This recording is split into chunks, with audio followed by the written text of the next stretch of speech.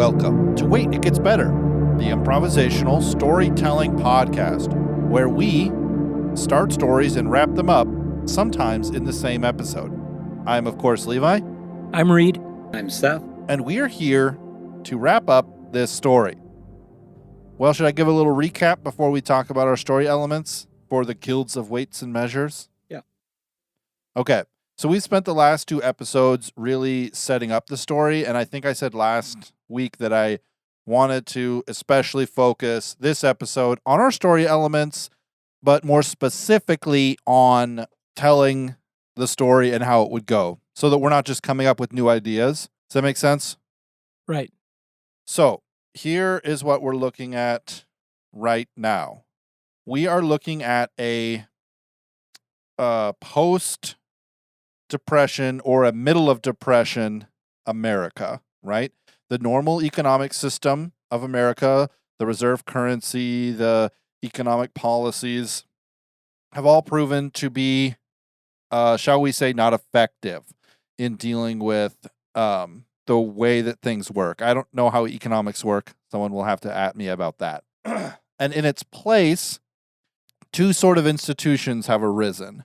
One, the new economic policy being a policy of barter, whether that be commodities like hard stock or whether that be, you walk into a grocery store and you bring some eggs in exchange for some flour, sort of thing.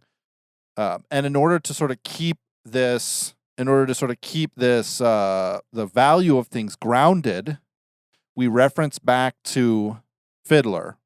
What was his first name? Reginald. Reggie. Reggie Fiddler, who was this kind of economist and also kind of a writer of almanacs, if I kind of understand him correctly. And people have used his system for evaluating the value of things. And so it's kind of broken off of other people's systems for evaluating the value of things and kind of become the monastic order of weights and measures, right? Their dedication to A, accuracy, and B, sort of an uncompromising, unbribable, unchangeable order means that what's yes in New York City, what's 2 pounds in New York City, if it's a fiddler behind it, is the same 2 pounds in San Francisco if there's a fiddler behind it, right? So in this sort of time of chaos, as we draw near the end, but not the end of the Great Depression, a sort of sense of structure is evolving from this sort of monastic order. So the magic system is I'll have to cut all this out. The magic system is a sort of a psionic push, pull, stop. So you can push things away from you, you can pull things towards you, or you can stop, which is kind of the little bit of both. And this is kind of arisen out of kind of the economic hardships and struggles. So it's very new to the world. And there's a cat that has this power for some reason. I don't know. He'll come into the story or he won't.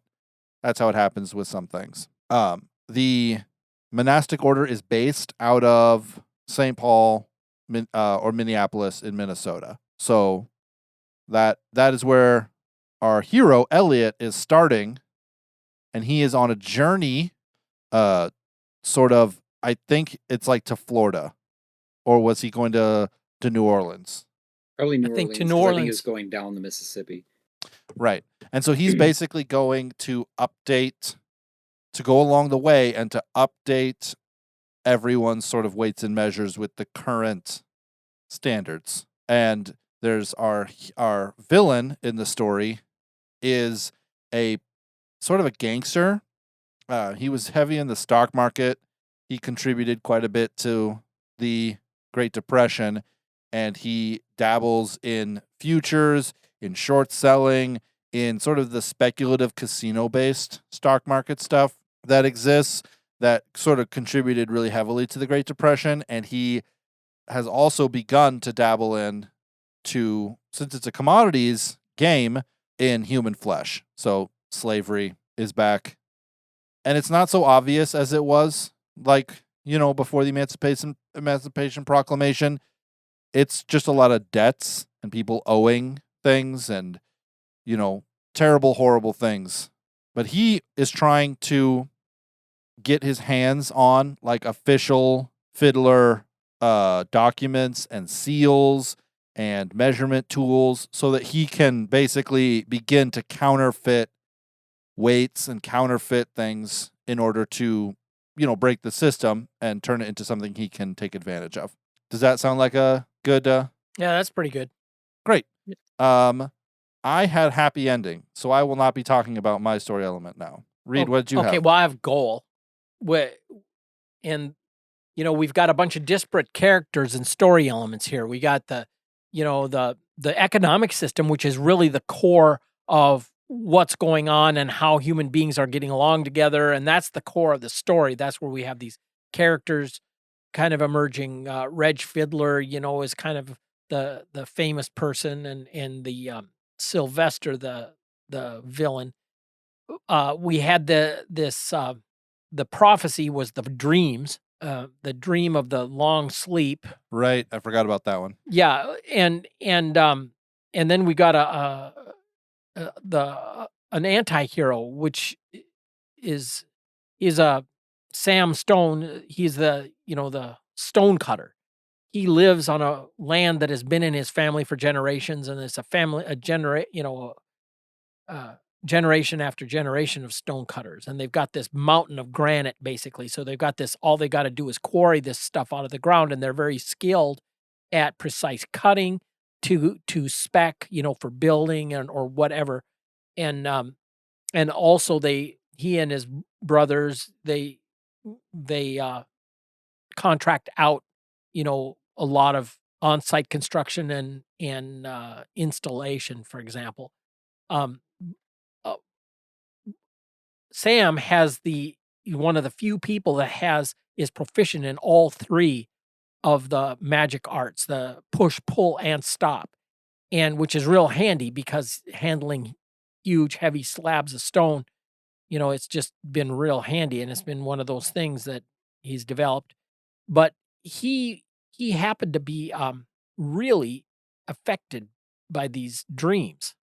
He is in this very stable business. His family is well off, and there's still need for his craft and for his product, and it's a very easily quantifiable, so it isn't as dependent upon the defunct banking system and the defunct depression riddled monetary systems. So the new guild system doesn't bother him at all. He is completely content. But so he's gone about the business of like trying to get to the bottom of these dreams of the prophecy, the 40-day dreams that went all over the world about this great going to sleep, so to speak. And then we have this other character, Peter's farm. He had a Maine Coon, and they called her Gray. She was a big, beautiful, dark gray Maine Coon cat, and gave birth to a litter of one. They named him Grayson, which is, of course, cool.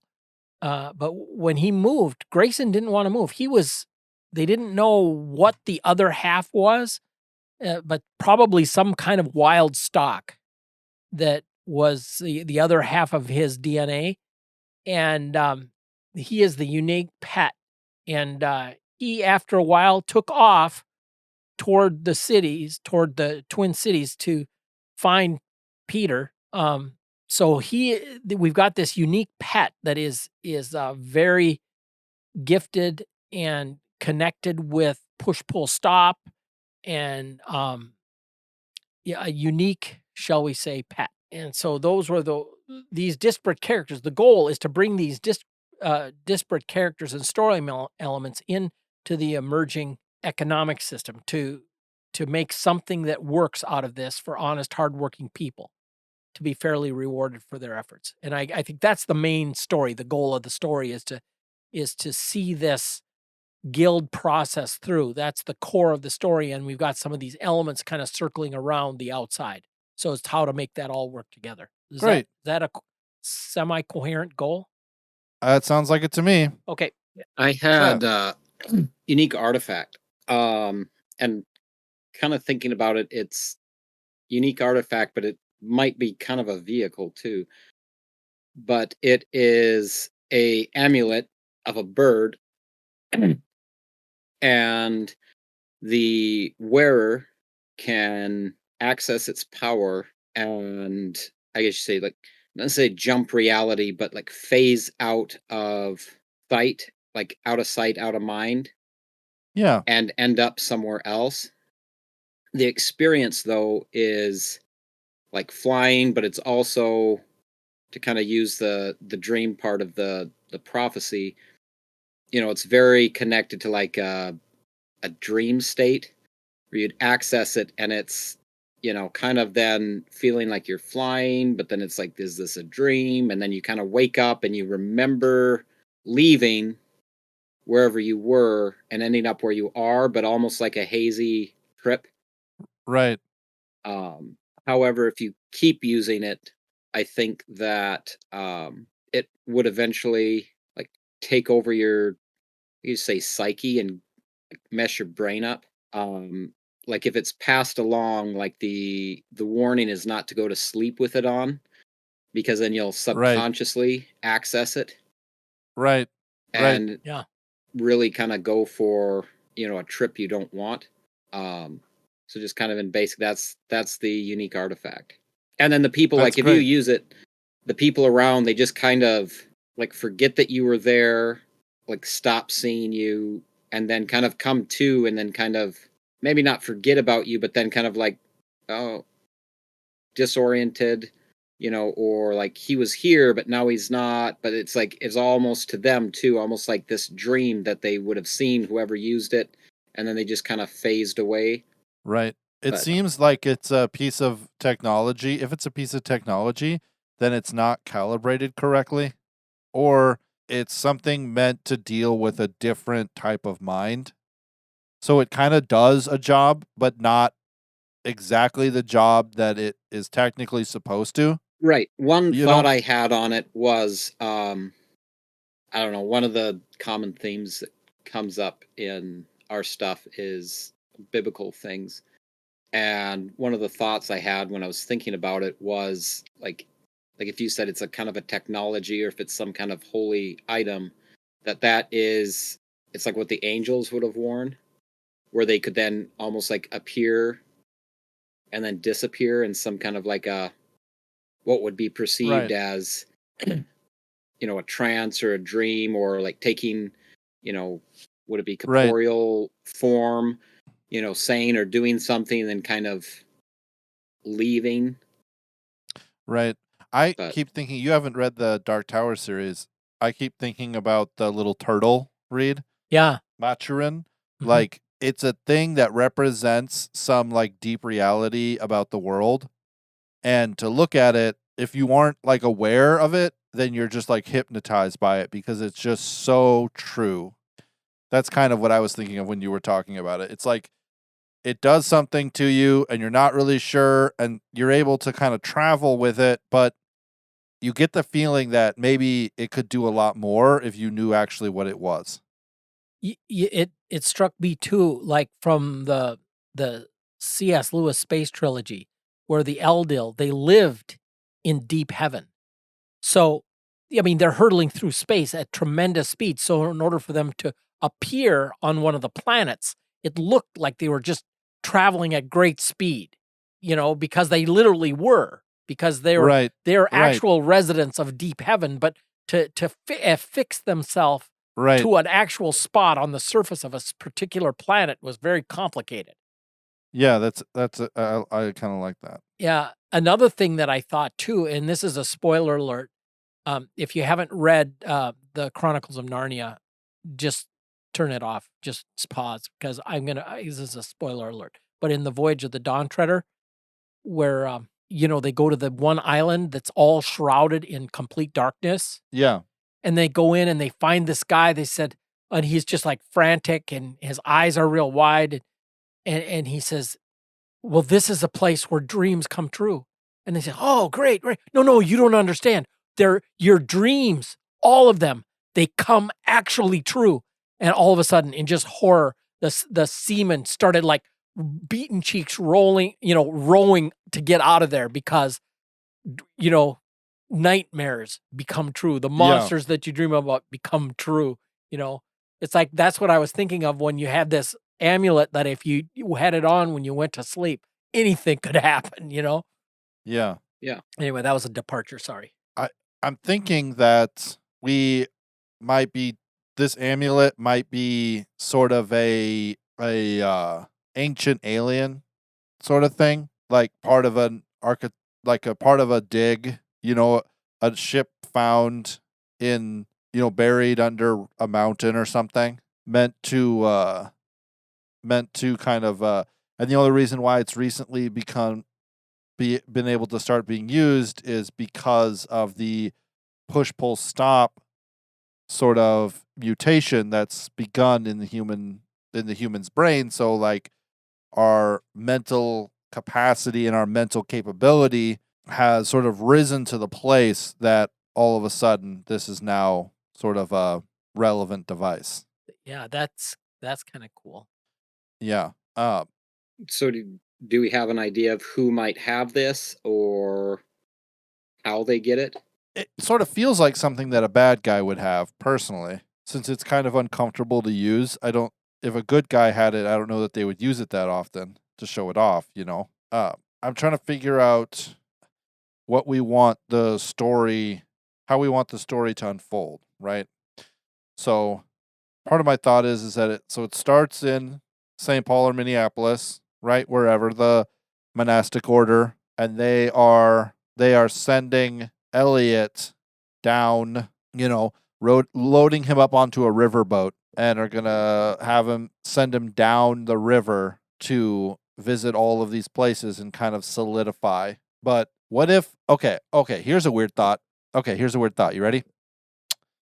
What if something happened in Fiddler's day, right? Because Fiddler's been dead for like 100 years or something, right? Maybe not quite that long, but okay, I don't know. Maybe 60 years, 60 years, whatever. We'll just make it up. 60 years, right? Something happened in Fiddler's day, right? Some conflict, something broke, some scientific thing happened, and we sort of unzipped one side of reality, right? Maybe there was an attack by some otherworldly beast, whatever, right? And Fiddler, unbeknownst to everyone else, in his creation and solidification of the weights and measures of things, he was doing his part as a scientist to cement the truths of reality so that the sort of unzipping wouldn't continue, right? And now something terrible happened, and it's happening at a much more exaggerated rate.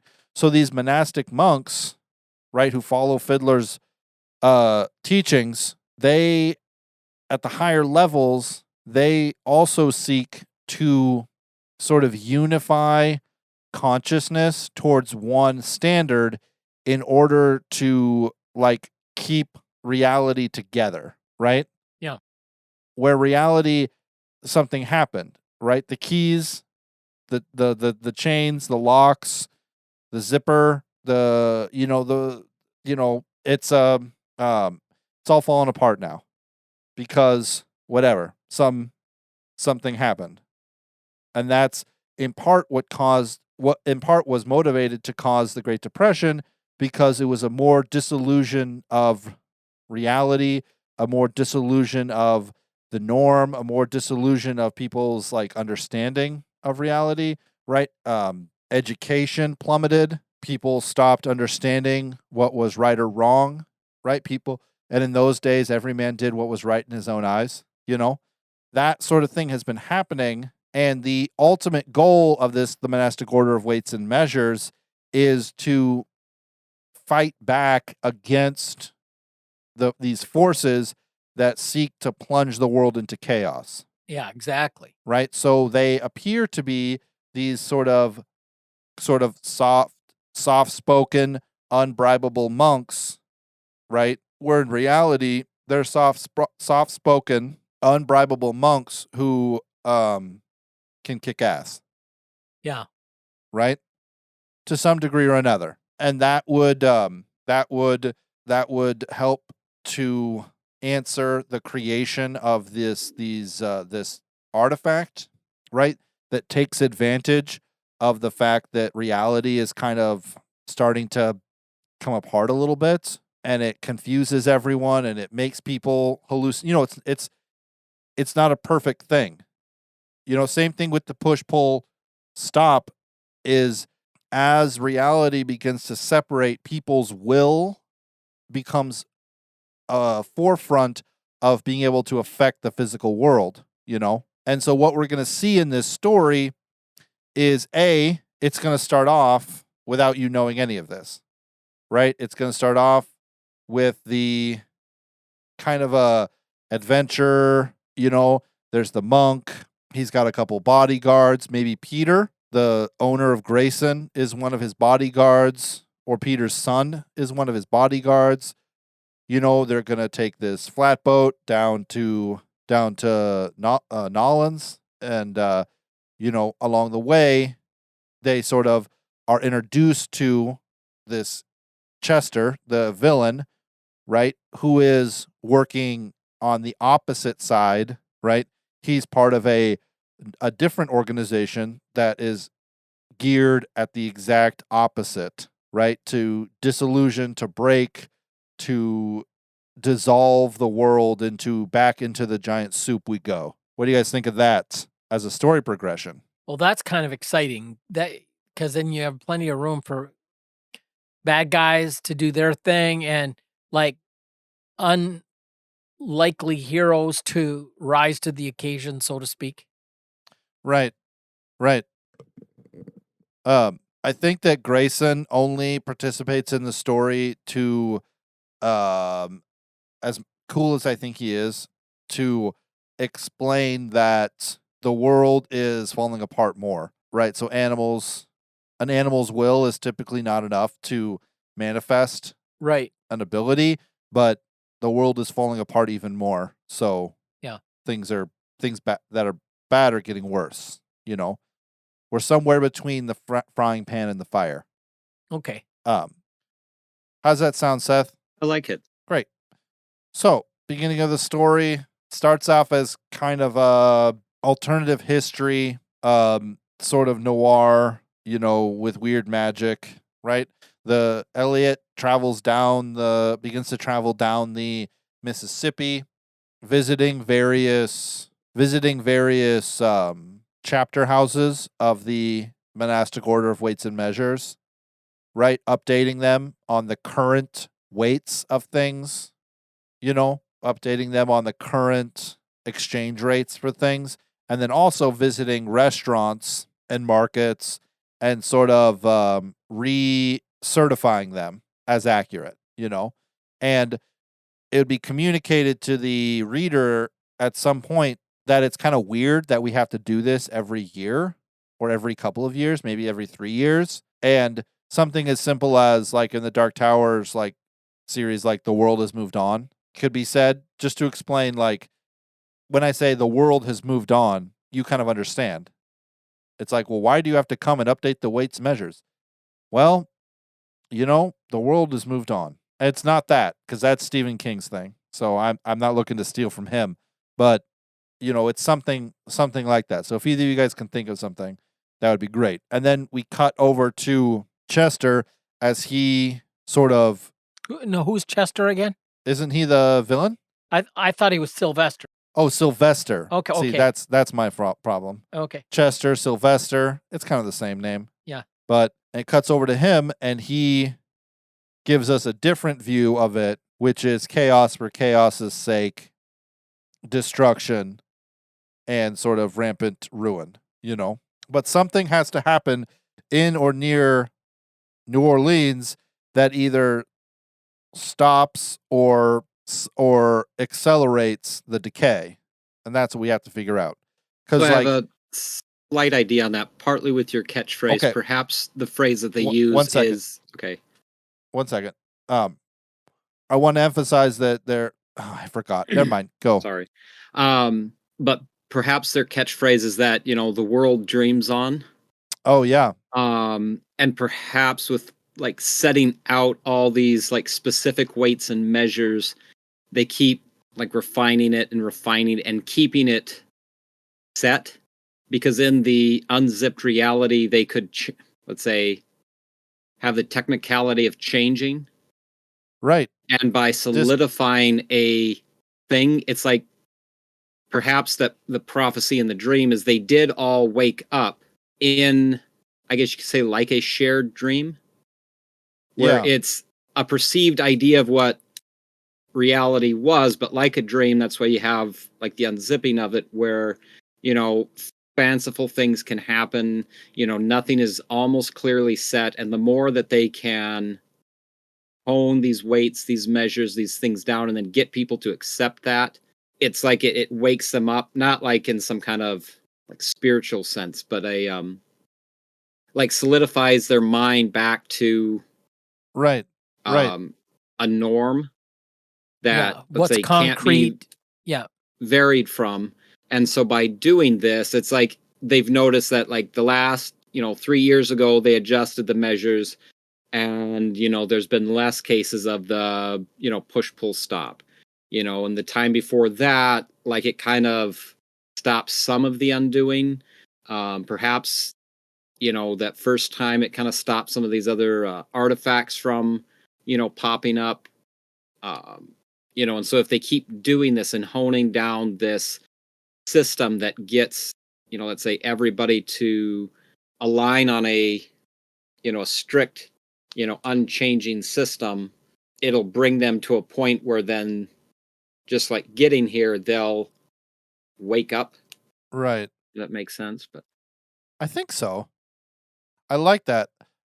The fact that they're kind of battling against the dream, and here's the question. Is the dream what we dreamed, or are we in the dream and are things kind of falling apart because the dream is like the last thing, like the echoes of the human experience. And so we experience this dream, and that's kind of like the death throes.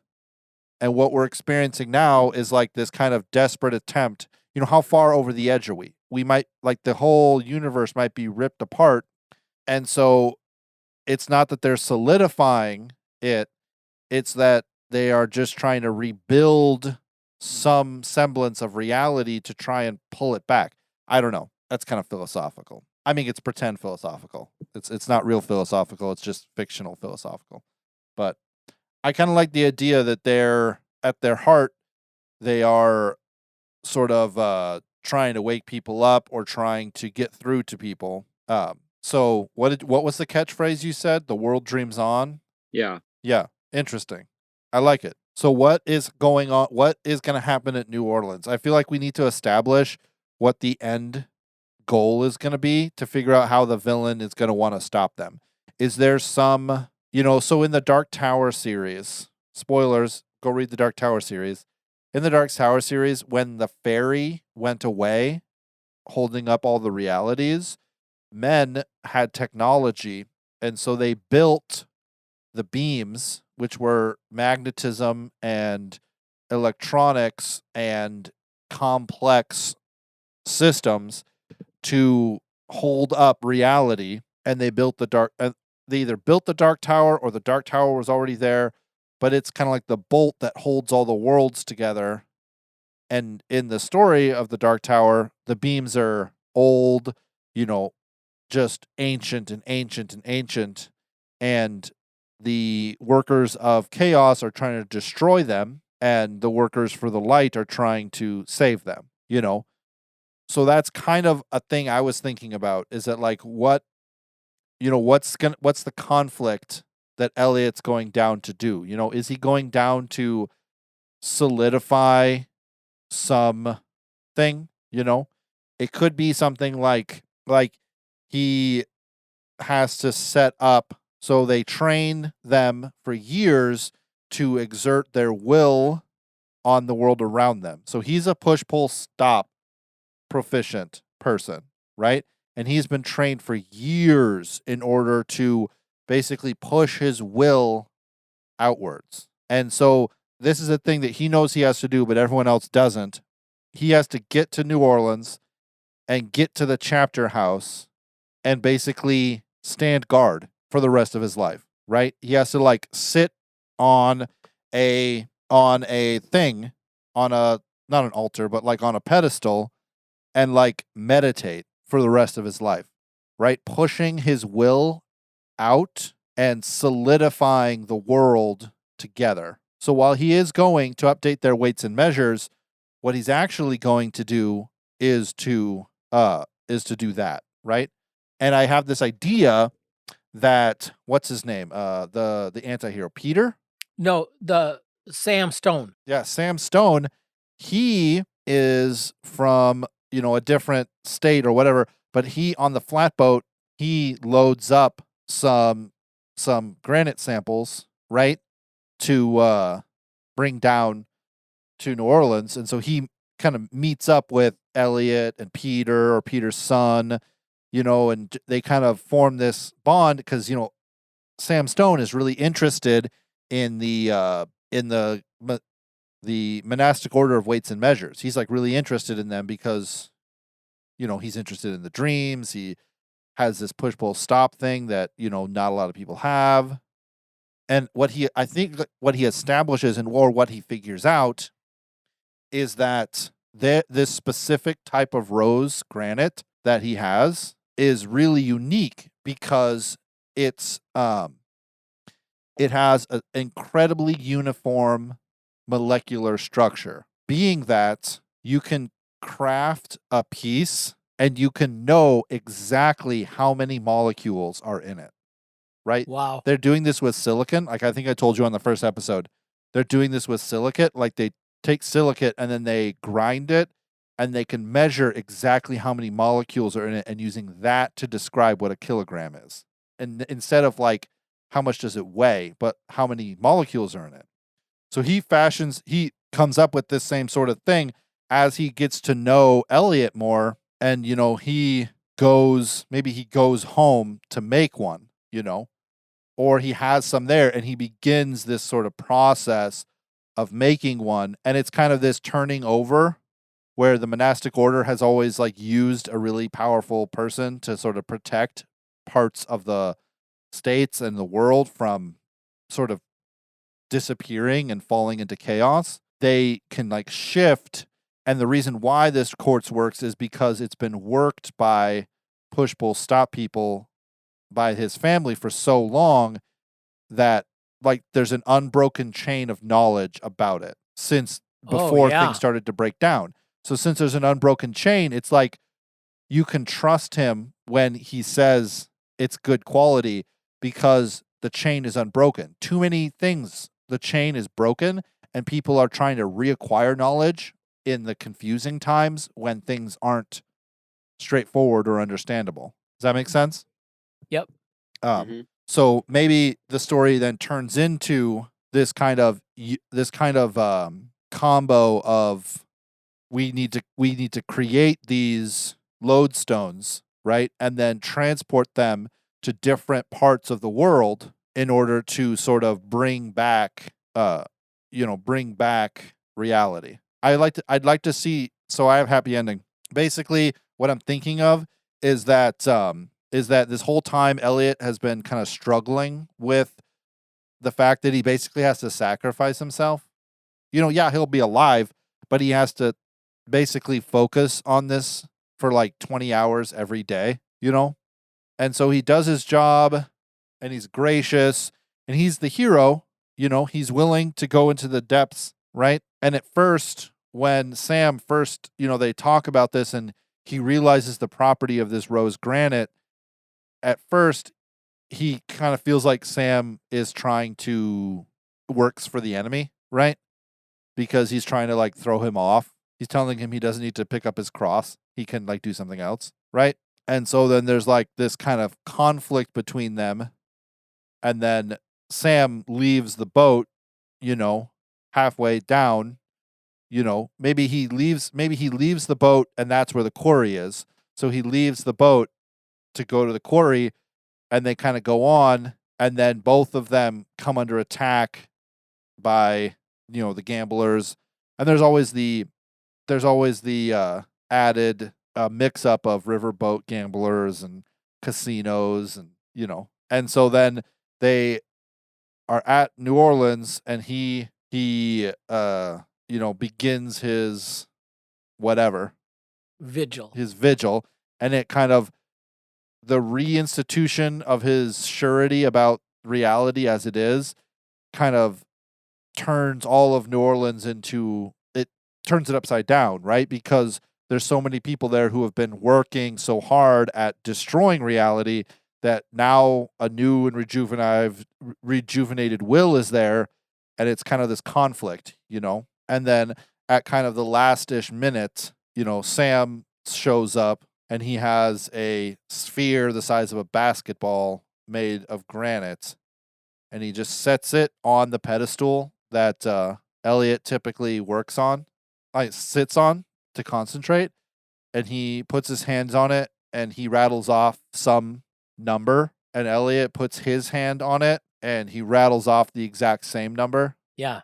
And he's like, I'm sure of it. And then that's kind of the turning over place where the reality of this, the truth of this reality cannot be broken. And so then New Orleans and greater Louisiana is sort of preserved. And then the prologue would be some kind of plans from the rest of them to, fight west or fight east. I love the notion of, New Orleans has always been kind of a hub, an epicenter, because of right. It is the, it's the end point of the great basin drainage, the Missouri, Ohio, and Mississippi rivers, and the Arkansas, and all the entire, between the Appalachians and the Rockies, it is communication, and for the transmittal of the cheap transport of goods, and then seaport, from the heartland of America. I mean, from St. Paul, Minnesota, to the world, so to speak, has always been the deal. And here it's it would make sense that reality would make it stand there, Yeah. I like it. Great. Seth, you have any cool things to add? Any fun ideas? No, I think that's good. All right.